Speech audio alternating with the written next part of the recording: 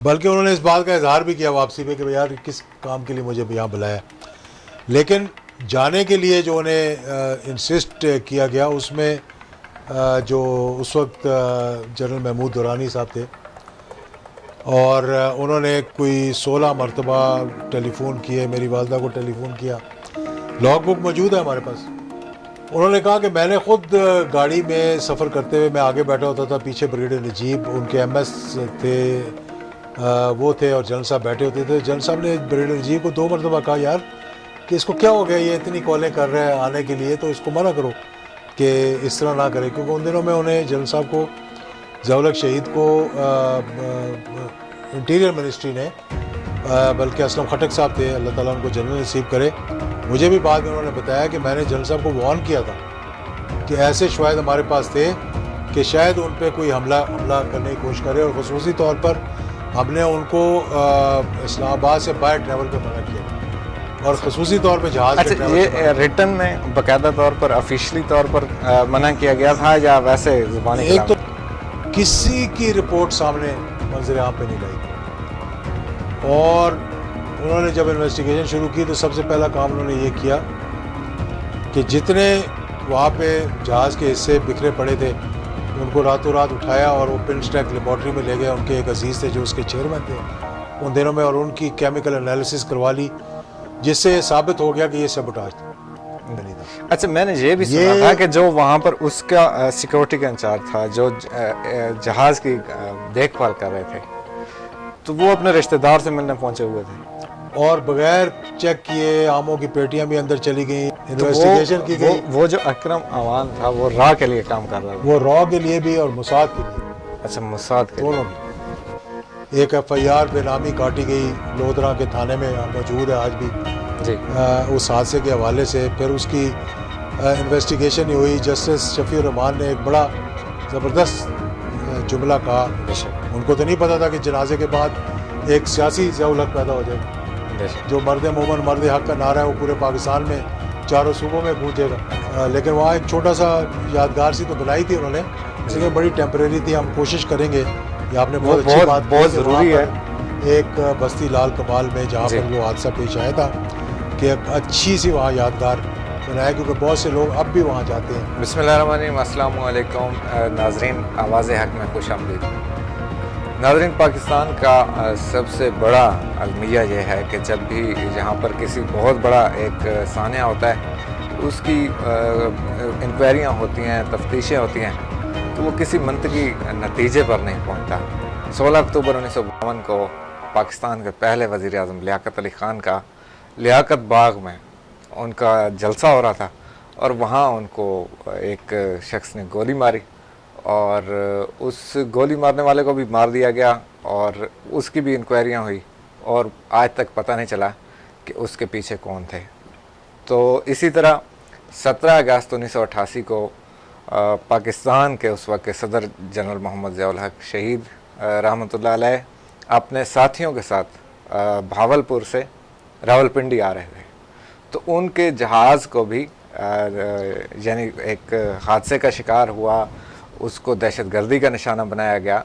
आज तक ये एक मुहिम्मा है जो आज तक हल नहीं हो सका। उसके ऊपर बहुत सारे जुडिशल कमीशन बने, बहुत सारी इंक्वायरियाँ हुई, लेकिन आज तकरीबन 32 साल गुजर चुके हैं इस वाक़े को, लेकिन आज तक उस पाकिस्तान का एक तारीख़ का सबसे बड़ा, मैं इसको सानिया कहूँगा, कि जिसमें पाकिस्तान के टॉप मिलिट्री क़यादत उसमें थी, और वो लोग शहीद हुए, और आज तक उसका कोई भी रिज़ल्ट सामने नहीं आया कि वो किसने किया। कम से कम ये तो पता होना चाहिए कि इसके महरक़ात क्या थे, बैक पर कौन लोग थे।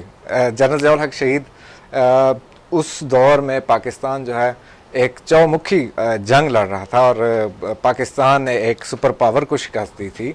इसके अलावा इंडिया भी उनके साथ बहुत ज़्यादा, यानी जो राजीव गांधी था वो समझता था कि उसकी माँ का जो मर्डर हुआ या कत्ल हुआ उसमें भी जनरल ज़िया-उल-हक साहब का वो कहते थे कि ये हो सकते हैं इन्वॉल्व। तो यानी जनरल ज़िया-उल-हक साहब के बहुत ज़्यादा मुखालफिन भी थे, और दुनिया भी शायद खौफज़दा थी कि एक सुपर पावर को एक शख्स ने शिकस्त दे दी, उसके टुकड़े टुकड़े कर दिए। तो उनका अगला हदफ क्या होगा। और पाकिस्तान का पूरी दुनिया के ऊपर यानी एक खौफ तारी था उस वक्त। जनरल ज़ियाउल हक साहब से बहुत ज़्यादा लोग डर रहे थे। तो आज तक उस मुहिम का कोई भी मंतकी नतीजे पर हम लोग नहीं पहुँचे। एजाज़ुल हक साहब, जनरल ज़ियाउल हक साहब की 32वीं ये बरसी है। तो हम चाहते हैं कि आज जनरल ज़ियाउल हक साहब के जो करोड़ों उनके फॉलोअर्स आज भी हैं, उसी तरह लोग उनको लाइक करते हैं।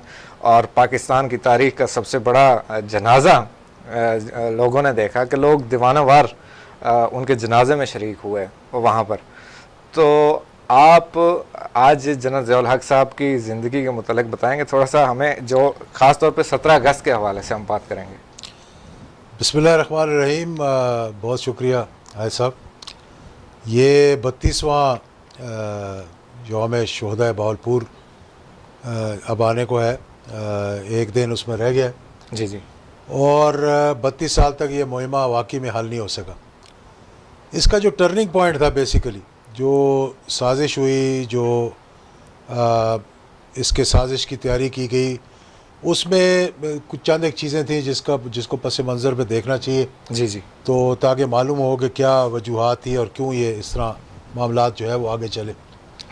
पहली बात तो ये कि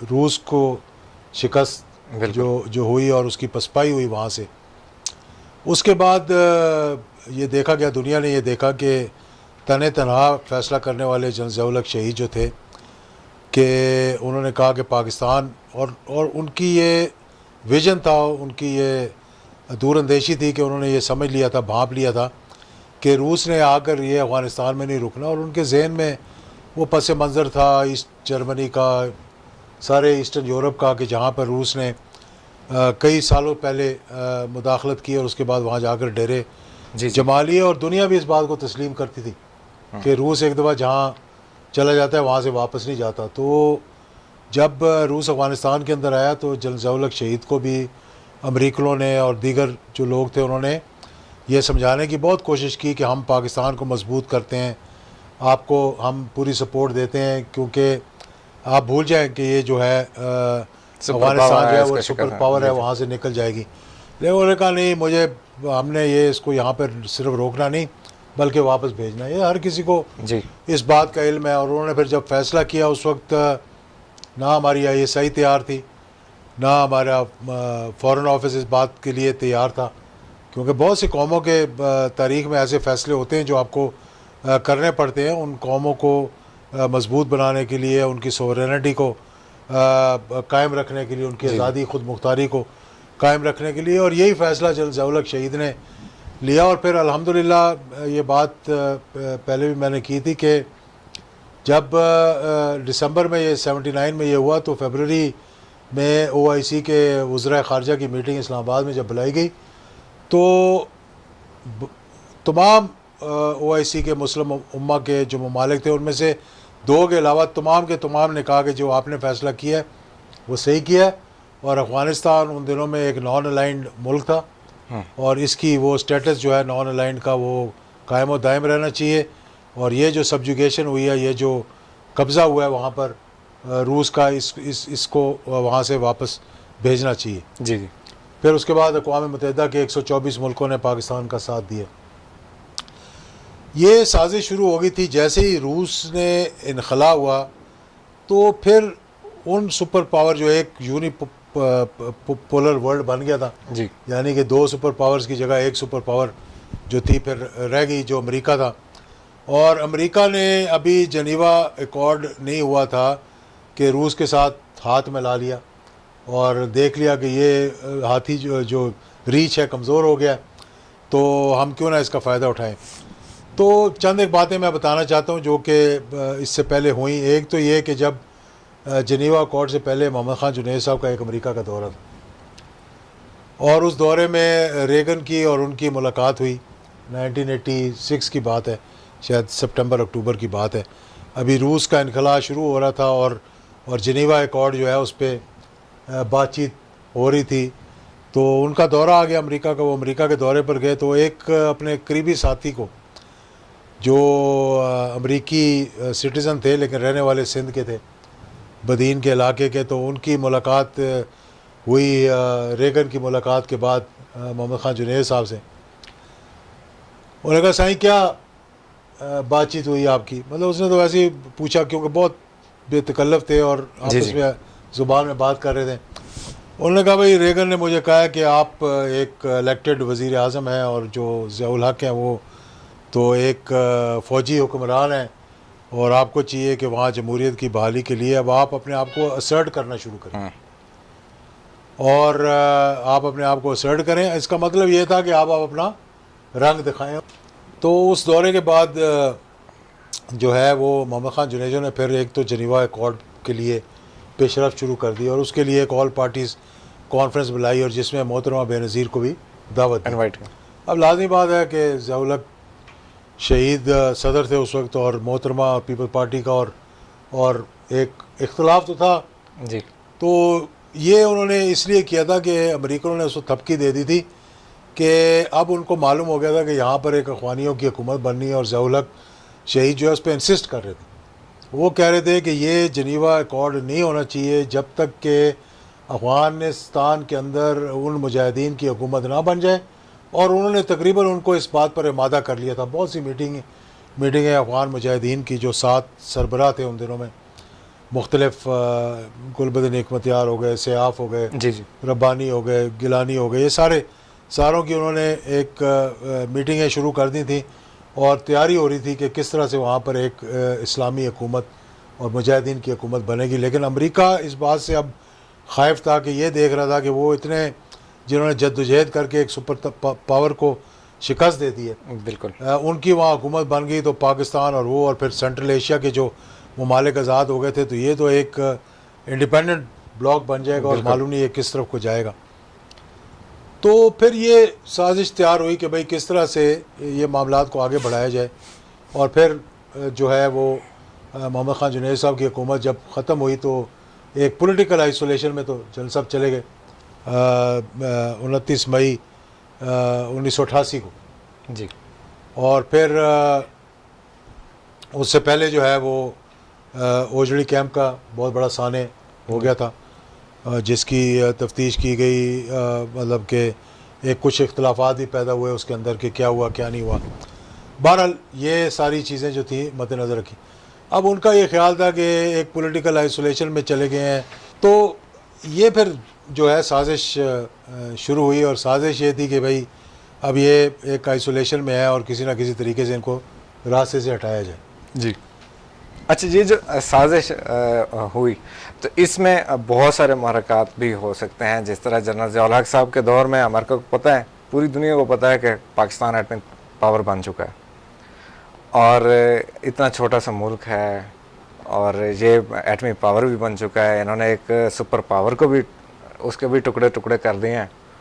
तो ये भी महरक़ात हैं, इसकी वजह भी हो सकती है, ये भी बुनियादी बात है। देखें ये जो हमारा एटमी प्रोग्राम था जी, अगर जहाद अफ़गानिस्तान ना होता तो ये कभी मुकम्मल नहीं होने देना था। जी जी, आप देख लें कि इराक़ के तनसीबात पर हमला करवाया गया, ईरान के साथ जिस तरह से इख्तलाफात चल रहे थे ज़्यादातर तो इसी वजह से थे कि वो अपने आप को न्यूक्लियर की तरफ ले जा रहा था।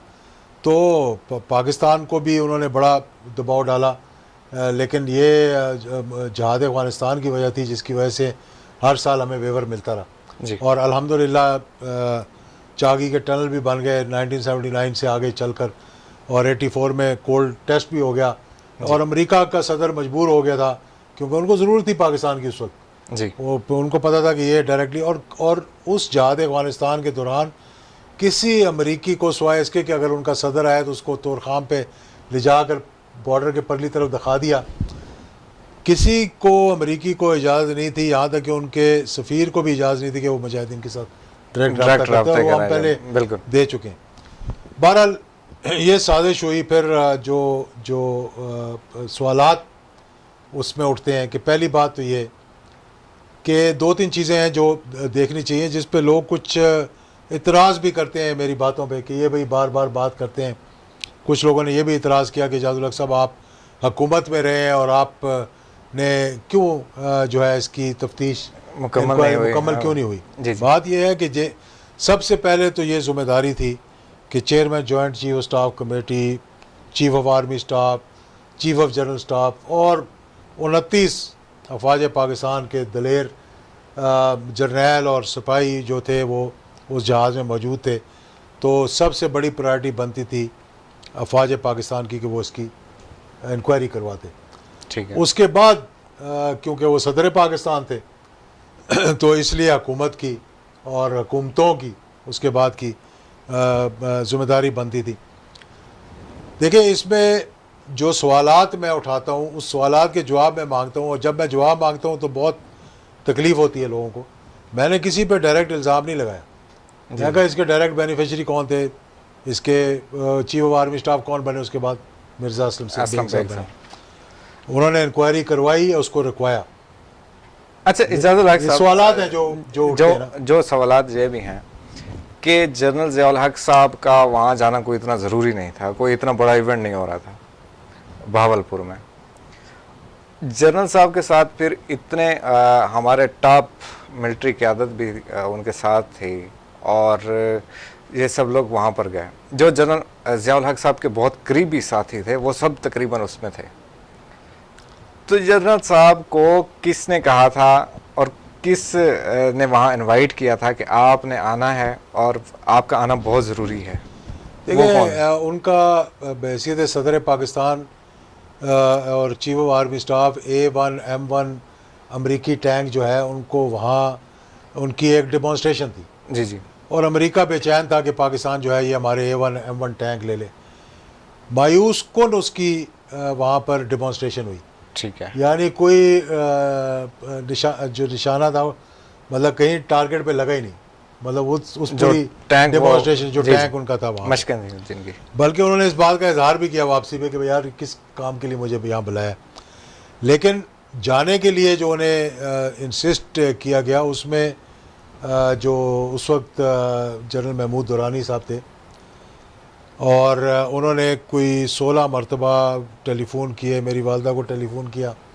लॉग बुक मौजूद है हमारे पास, मैं कहीं अगर सामान को कंगालूँगा तो उसमें से निकलेगी कि हर कॉल उनकी आने वाली जो है वो नोट की हुई थी। 3-4 मरतबा जनरल साहब से बात की और उन्होंने इसका इजहार बरहमी किया। जनरल ज़ियाउल हक शहीद ने उनके ADC उस वक्त जो थे एक जिनकी ड्यूटी थी वो नहीं जा सके, वो आज भी मौजूद हैं। उन्होंने कहा कि वो रहे भी 1 महीना के करीब 1.5 महीना ADC रहे थे। उसके बाद जनरल साहब की शहादत हो गई और उन्होंने उस दिन जाना था। अच्छा। साथ जाना था, नहीं गए और राहत ADC जो थे एयरफोर्स के वो साथ चले गए और वो शहीद हो गए। ये नेवी के थे, ये नहीं गए, जावेद मेहताब साहब ये नहीं गए साथ। उन्होंने कहा कि मैंने ख़ुद गाड़ी में सफ़र करते हुए मैं आगे बैठा होता था, पीछे ब्रिगेडियर नजीब उनके MS थे वो थे और जनरल साहब बैठे होते थे। जनरल साहब ने ब्रिगेडियर नजीब को 2 मरतबा कहा यार कि इसको क्या हो गया, ये इतनी कॉलें कर रहा है आने के लिए, तो इसको मना करो कि इस तरह ना करे। क्योंकि उन दिनों में उन्हें जनरल साहब को ज़ियाउल हक शहीद को इंटीरियर मिनिस्ट्री ने बल्कि असलम खटक साहब थे, अल्लाह ताला उनको जनरल नसीब करे, मुझे भी बाद में उन्होंने बताया कि मैंने जनरल साहब को वार्न किया था कि ऐसे शवाहिद हमारे पास थे कि शायद उन पर कोई हमला करने की कोशिश करे और ख़ुसूसी तौर पर हमने उनको इस्लामाबाद से बाय ट्रैवल पे मना किया था और ख़ुसूसी तौर पे जहाज़ के ट्रैवल पे ये रिटर्न में बाकायदा तौर पर ऑफिशियली तौर पर मना किया गया था या वैसे ज़ुबानी? एक तो ज़ुबानी कलामी तो उन्होंने मुझे बताया था, लेकिन इसका कोई रिटर्न उन्होंने दिया या नहीं दिया मेरे पास तो नहीं था। क्योंकि देखिए, हम जो मैंने पहले आपको बात बता रहा था कि हमें ये कहा गया कि जी आप हुकूमत में होते हुए 2 मरतबा नहीं बातचीत कर सके। बंदयाल कमीशन बना, हमने शोर शराबा किया तो उन्होंने कवर अप के लिए एक बंदयाल कमीशन बना दिया। क्योंकि FK या SK बंदयाल जो थे वो इंटीरियर, ये नवाज शरीफ साहब के दौर में नहीं, ये बेनज़ीर के दौर में और बेनज़ीर के दौर में बनाया। वो बंदयाल साहब उस वक्त मेरे ख्याल में सेक्रेटरी इंटीरियर थे। ठीक है।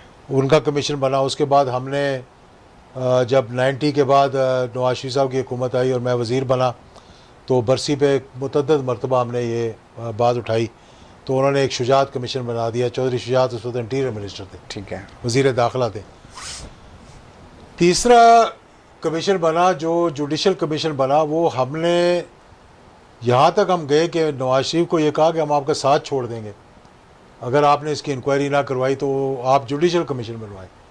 तो फिर जस्टिस शफीउर रहमान का जुडिशल कमीशन बना। किसी की रिपोर्ट सामने मंजर आम पे नहीं लाई गई, किसी कमीशन की रिपोर्ट मंजर आम पे नहीं लाई गई। जस्टिस शफीउर रहमान कमीशन जो था उसने जो तहकीकात की, उस तहकीकात की जो रिकमेंडेशंस थी, उन रिकमेंडेशंस के अंदर उन्होंने कहा 2-4 चीज़ें बड़ी अहम उन्होंने की। उन्होंने कहा कि इस तहकीकात को रुकवाने के लिए इसको कवर अप किया गया और हुकूमत को रेकमेंड किया कि इसकी क्रिमिनल इन्वेस्टिगेशन करवाएं, आप इस हादसे की क्रिमिनल इन्वेस्टिगेशन करवाएं। और वो रिपोर्ट भी आज तक मंजर आम पे नहीं आई। वो 3 जजेस थे, उसमें जस्टिस रियाज थे, जस्टिस शफीउर रहमान थे, एक सिंध से ताल्लुक़ रखने वाले जज थे जिन्होंने उनको बाद में कैंसर हो गया, अल्लाह को प्यारे हो गए, अल्लाह ताला उनको भी जन्नत नसीब करे। वो मेरे किसी जानने वाले के जानने वाले थे, तो वो एक दफ़ा मुझे उनको मिलाने के लिए लेके जब वो बीमार थे, उन्होंने एक रफ सी कॉपी रिपोर्ट की मुझे पकड़ा दी, जो बाद में छप भी गई और अभी भी कहीं कुछ पेजेस उसके जो है वो पड़े होंगे, जिसमें उन्होंने 1-2 बातें बड़ी इंकशाफ किए जो कि बड़े अजीब-व-गरीब इंकशाफ थे। एक तो उन्होंने इंकशाफ किया कि ये जहाज़, क्योंकि जब वो इन्वेस्टिगेशन कर रहे थे मैं भी उनके सामने पेश हुआ जी, एयर कमोडोर ज़हीर ज़ैदी साहब भी पेश हुए जो कि इनिशियली एयरफोर्स की तरफ से इन्वेस्टिगेशन के लिए बुलाए गए थे।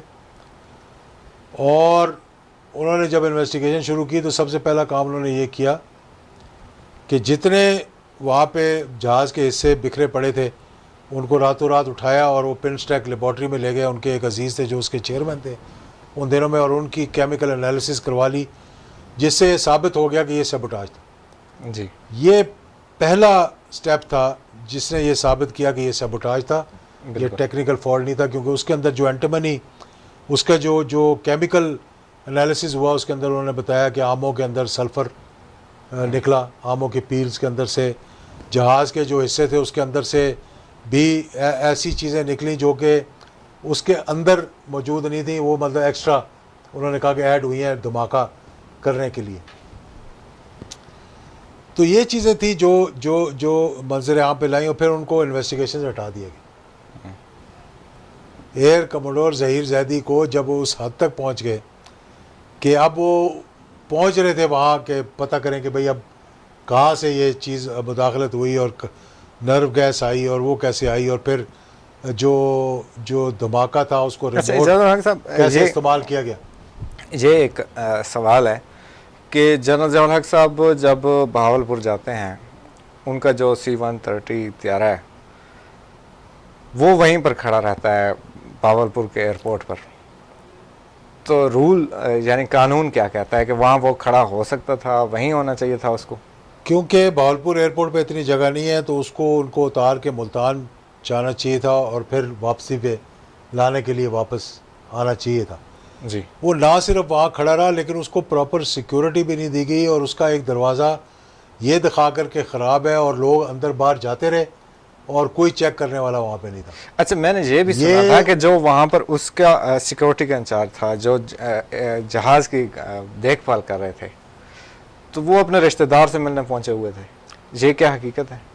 ये मुझे अब इतनी डिटेल मालूम नहीं है, लेकिन ज़हीर ज़ैदी साहब ने एक रिपोर्ट तैयार की थी जिसकी एक कॉपी मेरे पास मौजूद है, मतलब उनके हाथ से लिखी हुई वो रिपोर्ट है। वो किसी वक्त बाद में हम शाया करेंगे। लेकिन ये उन्होंने बताया कि जो कानून के मुताबिक वहाँ सिक्योरिटी और जो उसको तहफ़्फ़ुज़ देना चाहिए था जहाज़ को, जो ग्रीन बुक के मुताबिक है, उसको नहीं देखा गया और बग़ैर चेक किए आमों की पेटियाँ भी अंदर चली गई और वो जो नर्व गैस थी उसको भी किसी न किसी तरीके से तो ये किसी ट्रॉफी में डालकर ये जो आम अंदर रखे गए थे, बहुत ये इसके बारे में कहा जाता है कि आम ही के अंदर कोई ऐसा मवाद था जो ब्लास्ट हुआ जिसकी वजह से, या कोई भी, तो वो दिए किसने थे? आम कौन देने वाले वो थे? एक तो भावलपुर के मेयर ने कुछ पेटियां दी थी और कुछ वही जनरल दुरानी साहब की तरफ से पैक होकर आई थी, जो उन्होंने बाद में कहा कि शायद मैंने खुद पैक करवाई थी या अपनी निगरानी में करवाई थी, अब ये पता नहीं है।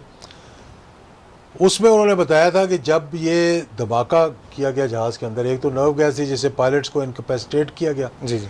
दूसरा ये कहा गया कि वो जो धमाका था वो एक जहाज़ जो है वो पहले जाता है फ़नल क्लियरेंस के लिए। जब वीवीआईपी जहाज़ उड़ता है ना तो उसको पहले भेजते हैं, छोटा मशाक तैयार होता है या सेसना जी। तैयार होता है, कि उसके अंदर से उसका रिमोट इस्तेमाल हुआ है। अब ये मतलब मेरी हद तक नहीं है, ये ज़हीर ज़ैदी साहब ने जो अपनी रिपोर्ट में लिखा था ये उसमें उन्होंने बताया था। अच्छा। और फिर उसके बाद उससे पहले या बाद में जनरल मिर्ज़ा असलम बेग का जहाज़ भी टेक ऑफ किया, जिस पे वो कहते हैं कि मैं वहाँ पर गया, जाए हादसा पे गया और मैंने उसका जब चक्कर लगाया और ये देखा कि जहाज़ जल रहा है तो मैं बजाय वहाँ उतर के चेक करने के, वो हो सकता है कोई बच ही जाते उसके अंदर, तो मैंने कहा कि मैं जा रहा हूँ सीधा इस्लामाबाद पहुँचूँ, जैसे कि यहाँ पे कोई इनकलाब आने लगा था या कोई फ़ौज टेक ओवर करने लगी थी। तो कहा जाता है, मतलब ये फजल हक साहब ने मुझे बताया कि जनरल हकीमुल्लाह, एयर मार्शल हकीमुल्लाह, जब फ़ौरन मीटिंग बुलाई गई हादसे के बाद, तो मिर्ज़ा असलम बेग साहब भी वहाँ पहुँच चुके थे, तो वो जाके उसको चेयर करने लगे मीटिंग में। तो उनको हकीमुल्लाह ने और जनरल फजल हक ने रोका कि जनाब आप नहीं, चेयरमैन सेनेट जो है ग़ुलाम इसहाक़ खान इसको चेयर करेंगे, जिसको उन्होंने बुरा भी मनाया और उनका ख्याल था कि अब मैं टेक ओवर करूँगा, या जो भी मतलब इरादे थे वो फिर उनके वो पूरे नहीं हो सके। अब हादसे के हवाले से मैं बताता हूँ कि इसका कवर अप कैसे और क्यों किया गया। जो बात हमने की थी, पहली बात तो ये कि जनरल साहब वहाँ जाना नहीं चाहते थे, उनको वहाँ बुलाया गया जी। दूसरी बात यह कि पोस्टमार्टम नहीं होने दिया गया, और कुछ डॉक्टर्स ने हमसे उसके बाद रब्ता किया जिन्होंने पोस्टमार्टम की तैयारी की और वो चीज़ें इकट्ठी की, और एक शख्स का जो कि ब्रिगेडियर हर्बर्ट वॉसन थे, क्योंकि उनकी बॉडी वापस भेजनी थी अमेरिका, जी। तो उनका पोस्टमार्टम यानी एनालिसिस करवाया गया, जिसका हमें पता नहीं कि उसमें से क्या निकला क्या नहीं निकला। जी। बाकी सब के रुकवा दिए गए, और उन डॉक्टरों ने हमें बताया, जिन डॉक्टरों ने इंसिस्ट किया उनकी फिर तबादले, किसी का टांग, किसी का पता नहीं हंगू, किसी का कहाँ कर दिया गया वहाँ से कर। और लाजमी बात है कि कहीं से ऑर्डर आए थे तो उनकी ट्रांसफ़र्स वहाँ पर हुई थी। तो इस पे बड़े सवालिया निशान उठे, क्योंकि वो भी लेबॉर्ट्री एक ही थी लाहौर में, PCHIS लेबॉर्ट्री है, जहाँ पे वो भेजते थे वहाँ करवाने के लिए, वो उसको भी रखवाया गया। फिर देखने की बात यह है और सोचने की बात यह है कि जहाँ पर अमेरिकन जो है वो उसके अंदर मौजूद हों, जी। अपना सफ़ीर मौजूद था, राफेल सफ़ीर था और उनका मिलिट्री अटैची था मौजूद था, बिल्कुल।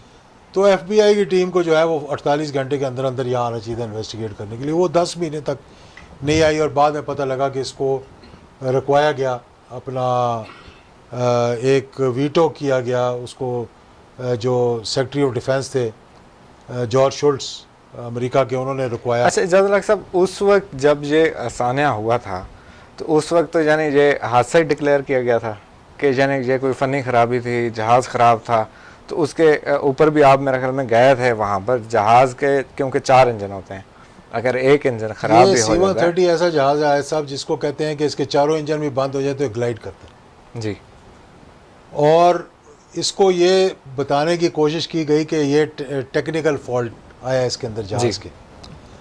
बाद में जो जॉइंट पाकिस्तान और अमेरिका की एयरफोर्स की टीम, जॉइंट इन्वेस्टिगेशन टीम बनी, जिसकी रिपोर्ट 357-59 पेजेस की थी, उसके कुछ हिस्सा जो है वो ग़ुलाम इसहाक़ साहब ने रिलीज़ कर दिया, वो 37 पेजेस के करीब, और उन्होंने पाकिस्तान टेलीविज़न पे आके कौम से ख़िताब करते हुए कहा कि ये जो है ये रिपोर्ट इस कंक्लूजन पे पहुंची है कि ये एक टेक्निकल फॉल्ट नहीं था बल्कि एक सबोटाज था। जी।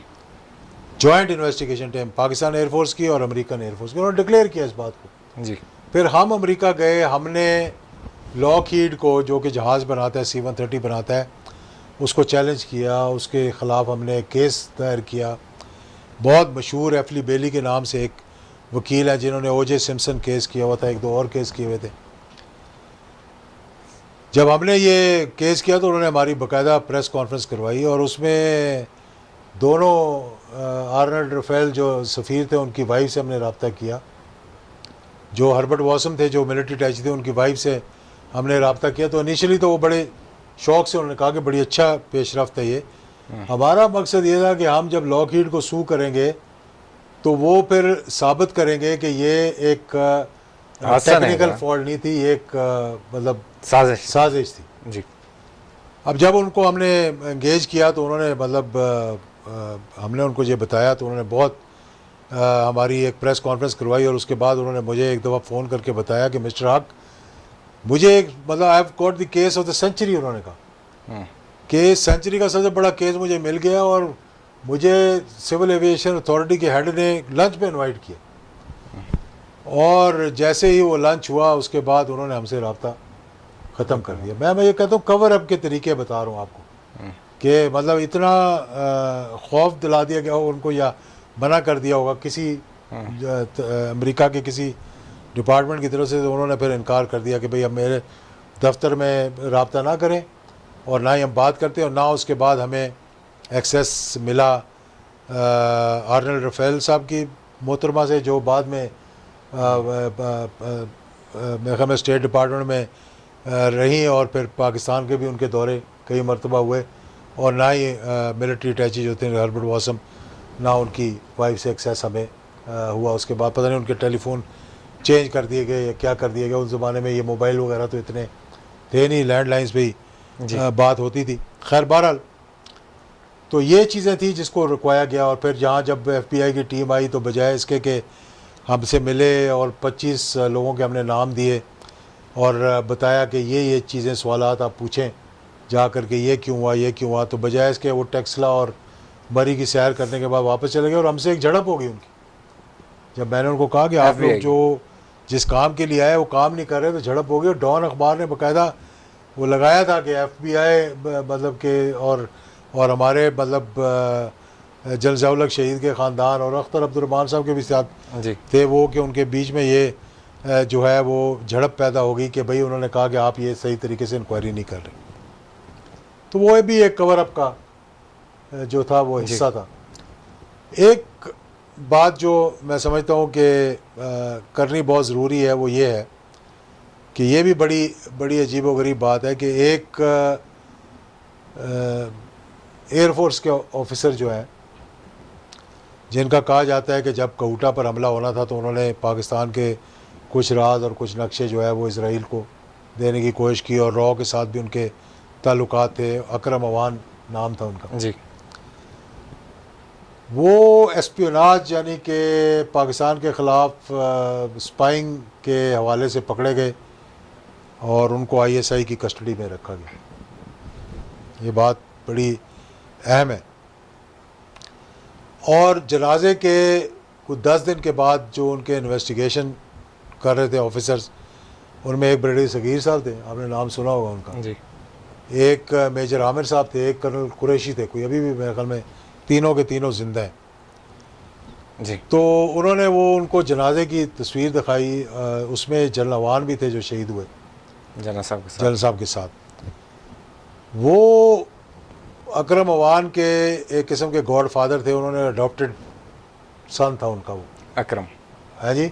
अकरम अडॉप्टेड सन था। उनको उसको पढ़ाने में, एयरफोर्स में दाखिल करवाने में और आगे पायलट बनवाने में उनका बड़ा हाथ था। तो जब उसने वो जनाजे की तस्वीर उसको दिखाई गई, क्योंकि उससे पहले मई से लेकर अगस्त तक वो सेफ़ कस्टडी में था, सेफ़ हाउस में था, कोई एक्सेस नहीं था बैरूनी, उसको कोई खबर नहीं है कि बाहर क्या हो रहा है। वो जब उसने देखा, वो जनाजे की तस्वीर देखी और जनरल अवान के बारे में देखा कि शहीद हो गए, तो उसने फूट फूट के रोना शुरू कर दिया और उसके मुंह से बेसाख्ता निकला एक बड़ा, उन्होंने कहा कि मुझे नहीं मालूम था कि इन लोगों ने एक बहुत बड़ी मतलब अंग्रेज़ी में गाली देते उसने कहा कि ये चीज़ जो थी इसलिए इस्तेमाल होनी थी। वो नर्व गैस के बारे में बात कर रहे थे अकरम अवान के, उसके ज़रिए शायद वो आई और यहाँ कहा गया कि किसी के हवाले उसने की उसने कहा कि मुझे नहीं मालूम था कि ये इसलिए इस्तेमाल होनी। फिर उससे इन्वेस्टिगेशन की गई। वो जो अकरम अवान था वो रॉ के लिए काम कर रहा था। वो रॉ के लिए भी और मुसाद के लिए। अच्छा, मुसाद के दोनों की। और ये जो कोटा पे हमला होना था उसके नक्शे बक्शे उसके ज़रिए गए और बाकायदा उसका बॉर्डर के उस पार उन दिनों में, क्योंकि बॉर्डर इतना सील नहीं हुआ था हिंदुस्तान का, आते जाते वो वहीं पकड़ा गया था कहीं, और फिर मेजर आमिर की और इनकी कस्टडी में था कि इसे इन्वेस्टिगेट करो, ये पाकिस्तान के ख़िलाफ़ क्यों स्पाइंग कर रहा था, जी क्या क्या इसने की। बाद में उसका दफ़ा 164 का बयान लिया गया जिसमें उसने तमाम इंकशाफात किए गए, और फिर कहते हैं कि वो दफ़ा 164 का बयान उससे लेकर और फिर इस बात को वहीं दबा दिया गया। और ये भी कहते हैं कि ये chief of army staff Mirza Aslam Beg के पास वो वीडियो और दफ़ा 164 का ओरिजिनल प्लान जो था, ओरिजिनल जो थी बयान था, स्टेटमेंट पहुँचा दी गई, और उन्होंने कहा कि अभी हम इसको संभाल के रखेंगे और ये किसी वक्त बाद में इसको हम देखेंगे कि इसका हमने अच्छी तरह इन्वेस्टिगेट करना है, जो भी मतलब बहाना किया गया। ये सवाल भी मैं बार बार पूछा गया कि भाई ये आप बताएं कि ये जब आपकी कस्टडी में था और आपके पास दफ़ा 164 का बयान पहुंच गया था और उसमें उसने वो इंकशाफ किए बहुत से इस हादसे से रिलेटेड, तो उसको फिर वहाँ से निकाल कर अडयाला जेल भेज दिया गया। फिर जनाब पीपल्स पार्टी की हुकूमत आई पिछली वाली 2008 से 2013 तक, तो फिर उसको वहाँ से भी रिलीज़ करके अडयाला जेल से भी छोड़ दिया गया। ये सवालात हैं जो पूछने के सवालात हैं कि इनका जवाब हमें दे। फिर मुझे ये पीपल्स मुझे पार्टी कहा के जाता दौर है कि में आप ex chief of army staff पे क्यों इल्ज़ाम लगा रहे हैं, आप जनरल दुरानी पे क्यों इल्ज़ाम लगा रहे हैं। अब जनरल दुरानी का देखें ना कि एक मेजर जनरल की हैसियत से वो रिटायर हुए, ब्रिगेडियर थे जब जनरल ज़ियाउल हक शहीद के साथ मिलिट्री सेक्रेटरी थे, उससे पहले मिलिट्री अटैची रह कर आए। अब उनकी इंपॉर्टेंस देखें कितनी है कि अमेरिका ने रिक्वेस्ट किया जनरल परवेज़ मुशर्रफ को कि इस शख्स को सफ़ीर बनाकर अमेरिका भेजा जाए। नेशनल सिक्योरिटी के एडवाइजर भी रहे हैं। वो तो बाद में जी। और जब सफारत से वापस आते हैं तो उनको नेशनल सिक्योरिटी का हेड लगा दिया जाता है। अब उनकी जहानत इतनी है कि मुंबई पे हमला होता है और नेशनल सिक्योरिटी एडवाइज़र जो है वो इतराफ़ करता है कि ये पाकिस्तान के नॉन स्टेट एक्टर थे जो पाकिस्तान से गए मुंबई पे हमला किया। मैं आज भी आपको ये गारंटी से कहता हूँ कि जिन लोगों ने मुंबई पे हमला किया ना उनका पाकिस्तान से ताल्लुक़ था, ना उनका पाकिस्तान के किसी अदारे से ताल्लुक़ था। उन्होंने वहाँ जाकर एक आइसोलेशन में हमला हुआ और हमने इतराफ़ कर लिया उसका, और फिर उनको मजबूरन फिर उनको नेशनल सिक्योरिटी एडवाइज़र से हटाना पड़ा। जी अच्छा, इजाज़ुल हक साहब, जिस तरह ये पीपल्स पार्टी के दौर में वो अकरम अवान को आप कह रहे हैं कि वो उसको रिहाई मिली, तो अल जुल्फ़कार भी इस दहशतगर्दी के वाक़े में इन्वॉल्व हो सकती है या मुलव्वस हो सकती है? देखिए ये बहुत सारे यानी बहुत से सवालात हैं जो उठते हैं।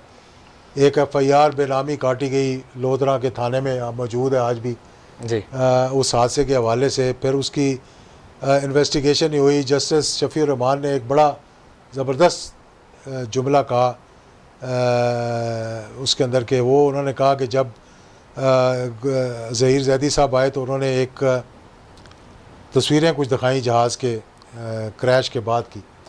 तो C-130 का जो दुम होती है ना, दुम पीछे जी बहुत बड़ा दरवाज़ा होता है जिसके अंदर टैंक भी चढ़ जाते हैं, आपने देखा होगा जी। कभी ऐसे खुल जाता है वो बंद हो जाता है। उन्होंने कहा कि जब मैं इन्वेस्टिगेशन कर रहा था तो मैंने देखा कि उसके अंदर एक सुराख हुआ है, क्योंकि अंदर धमाका हुआ था तो ब्लास्ट की वजह से उसके अंदर एक सुराख हुआ। उनके जहन में ये बात आई और वो इन्वेस्टिगेशन करना चाह रहे थे कि वो जो धमाका हुआ ना वो उसके अंदर उनका ख्याल था कि ये कहीं नीचे से कोई एक चीज़ मारी गई है या मिसाइल मारा गया, कि अगर अंदर ब्लास्ट होता तो वो बाहर की तरफ खुलता। वो जो होल हुआ था उसके अंदर वो अंदर की तरफ था, वो बाहर से अंदर की तरफ खुला था। हाँ। तो ये बात जब उन्होंने अपना जस्टिस शफी रहमान कमीशन को बताई तो जस्टिस शफी रहमान ने कहा कि हम उस जहाज़ के उस हिस्से को देखना चाहते हैं कि उसका कहाँ पड़ा हुआ है मलबा। उन्होंने कहा जी मुल्तान के हैंगर में किसी में पड़ा हुआ है, क्योंकि लोधरा जहाँ पे वो हुआ था भावलपुर के करीब क्रैश हुआ था बस्ती लाल कमाल में, सबसे करीब जो बेस थी वो मुल्तान की थी, तो वहाँ हैंगर में रख दिया गया। उन्हें एयरफोर्स को लिखा कि भाई हम जाना चाहते हैं उसकी तहकीक करने के लिए जी और देखने के लिए जाना चाहते हैं, और 48 घंटे का उनको नोटिस दिया। और जब वहाँ गए तो देखा जी मलबे का मलबा ही गायब हो चुका, गायब हो गया वहाँ। उन्होंने कहा कि पुराने ज़माने में हमने ये सुना था कि हाथी का हाथी गायब हो गया, हमने अपनी आंखों से देखा कि हाथी का हाथी गया वो। और बाद में उन्होंने कहा जी वो तो मलबा यहाँ था ही नहीं, पहले उन्होंने कहा कि यहाँ पर मौजूद है, बाद में कहा जी यहाँ पे मौजूद ही नहीं है, और बाद में कहते हैं सुना गया कि उसके बाद उन्होंने उसको स्क्रैप उसका जो है वो बेच दिया किसी रद्दी में, मतलब जो स्क्रैप ख़रीदने वाले होते हैं उनको दे दिया गया। तो ये भी एक बहुत बड़ा फ्लॉ है बीच में, बिल्कुल, जो कि यानी कि जिसके बारे में देखना चाहिए कि क्या हुआ। बहरहाल ये सारी चीज़ें जो हैं वो हमारे कहने से, क्योंकि मैं कभी ऐसी पोजीशन में नहीं रहा जी, कि वज़ीर आज़म हूँ या सदर हूँ या जी, चीफ ऑफ आर्मी स्टाफ हों या अल्लाह जो बनाए जी कैसे- आपको सदर अच्छा, मैं आपको बात बताना चाहता जनरल ज़िया साहब की जगह। हूँ, मैंने इसका जिक्र जनरल हासिन नवाज जब चीफ ऑफ आर्मी स्टाफ थे उनके साथ 1-to-1 मीटिंग में रिक्वेस्ट की उनसे, उन्होंने मुझसे वादा किया कि मैं इसको चेक करवाऊंगा। बाद में उनकी वो फौत हो गए बेचारे। यहाँ तक कि आखिरी चीफ ऑफ आर्मी स्टाफ जो थे जनरल परवेज़ मुशर्रफ जब थे, तो मेरी उनके साथ एक बड़ी लंबी तवील मीटिंग हुई कैंप ऑफिस में यहाँ। अच्छा, तो मुझे कहने लगे कि ये आपने जो है वो कुछ इल्ज़ामात लगाए हैं। ये 17 अगस्त के बाद थी ना फ़ौरन, तो वहाँ पे मैंने जी, जी। तकरीर करते हुए कहीं यही सवाल उठाए होंगे जो मैं उठाता रहता हूँ, जी, और इस पे बड़ी तकलीफ़ होती है कि बजाय आप इसकी इन्वेस्टिगेशन करवाने के आप इसको कवर अप का हिस्सा क्यों बन रहे हैं। तो जनरल परवेज़ मुशर्रफ ने कहा आपने ये जिक्र इस बात का क्यों किया। मैंने उनको फिर सारा ये किस्सा सुनाया जो मैंने तकरीबन यहाँ पे बातें की हैं। मैंने जी ये हुआ, ये हुआ, ये हुआ, ये हुआ। बड़ी हैरानगी का इजहार किया। उन्होंने कहा अच्छा, तो मैं इसको चेक करवाता हूँ। मेरे बैठे हुए उन्होंने अपने मिलिट्री सेक्रेटरी को बुलाया। उस वक्त मेजर जनरल थे शायद, बाद में वो लेफ्टिनेंट जनरल बने, नाम मुझे भी याद नहीं आ रहा, कि शफातुल्लाह शायद नाम था उनका। जी, और उन्होंने कहा कि भाई ये जो जाजुल साहब ने बताया जनरल साहब के हादसे के बारे में जो भी इंफॉर्मेशन हमारे पास अवेलेबल है वो मुझे दिखाना आप।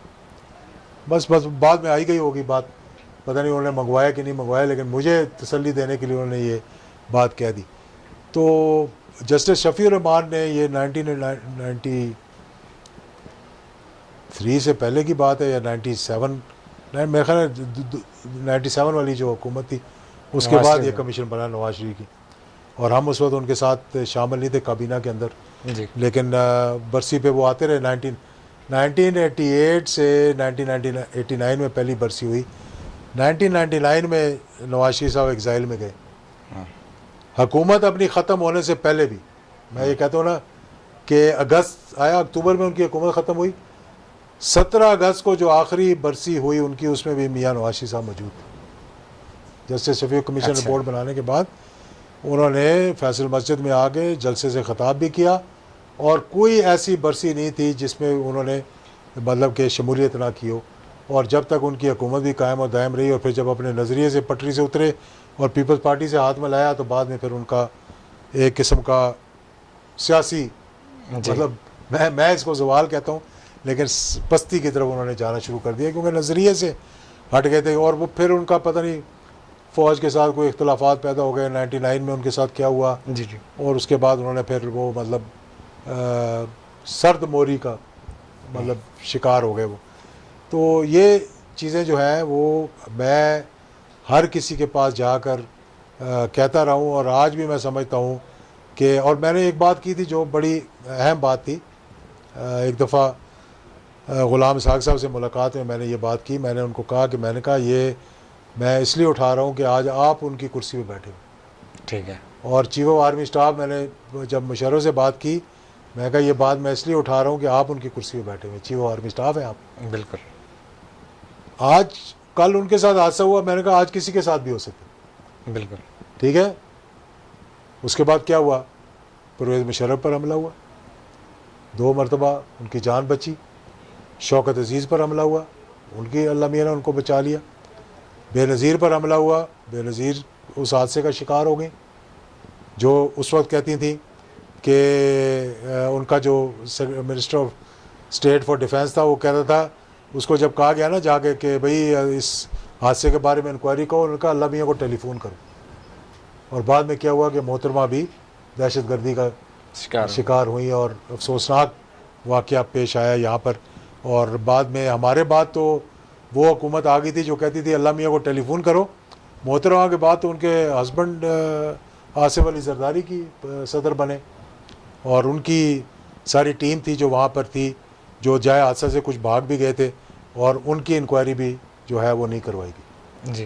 तो मैंने कहा कि ये हादसा किसी के साथ भी पेश आ सकता है, इसको यहाँ लियाकत अली खान के वक्त अगर सही इंक्वायरी हुई होती जी। तो शायद अगले हादसा जो है वो ना होते। और ये पाकिस्तान का इतना बड़ा सानिया था जिसमें एक सदर Pakistan, chief of army staff, chairman और उनके जॉइंट साथ- चीफ ऑफ स्टाफ जी, कमेटी, तो उनके उसके साथ बाद इतने CGS chief of general staff साहब हैं, सारे बीच ब्रिगेडियर में थे, उनके साथ हैं। मौजूद थे। तो तो ये एक इसलिए बहुत हमें बड़ा- आज 32वीं बरसी से पहले ये बात मैं आए सब ये कहूँगा और कौम को भी ये बताना चाहूँगा कि हमने एक इन्वेस्टिगेशन करवाने की बड़ी कोशिश की, जी जी और मैं इस बारे में लिखता भी रहा हूँ और इस बारे में हुआ भी है।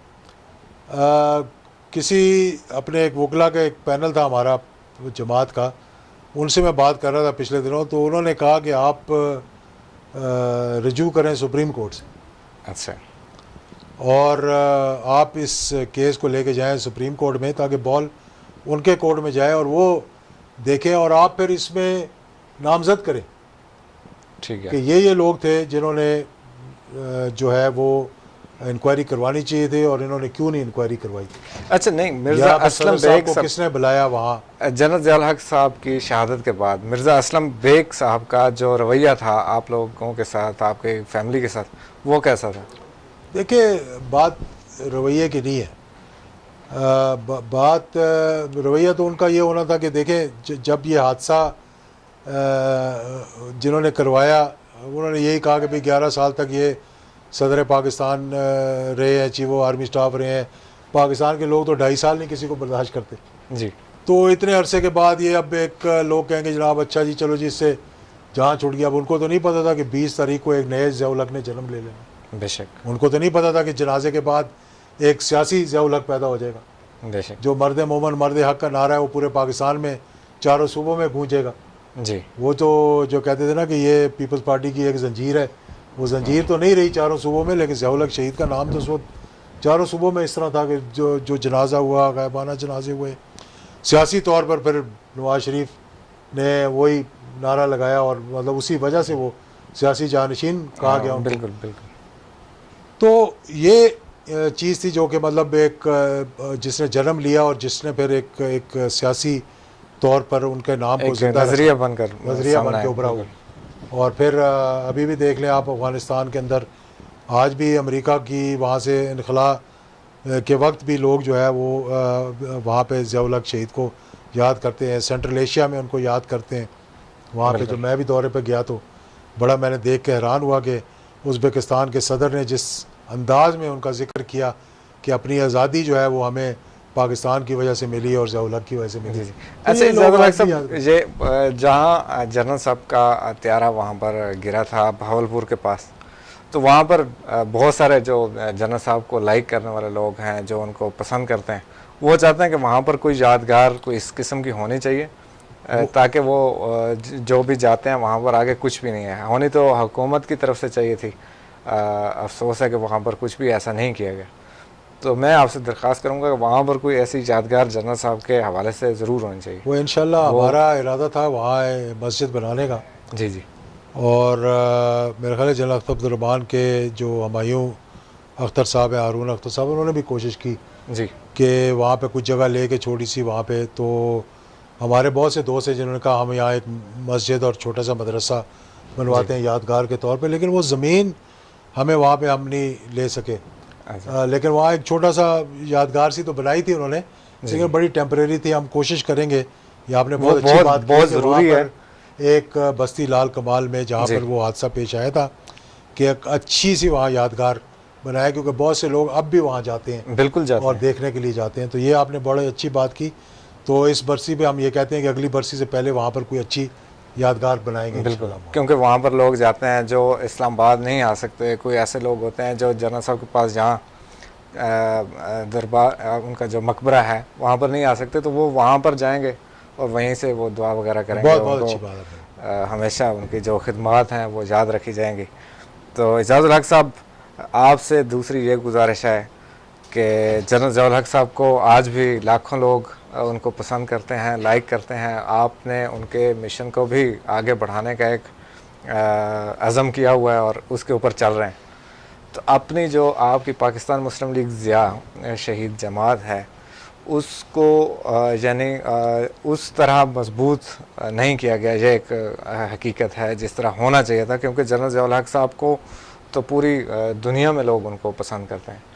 तो इसके ऊपर ये भी आपकी बात सही है। ये इसका भी हम अज़म तकरीबन हर साल 17 अगस्त को करते हैं और लोगों से कहते भी हैं कि अब मुतहर्रिक होंगे। और लोग बहुत मोहब्बत करने वाले पूरे पाकिस्तान के अंदर मौजूद हैं। और माशाल्लाह हमारी ज़ियाउल हक शहीद फाउंडेशन, आपको पता है कि जी लाखों उसके मेंबर हुआ करते थे और अभी भी हर शहर के अंदर हमारी प्रेजेंस मौजूद है।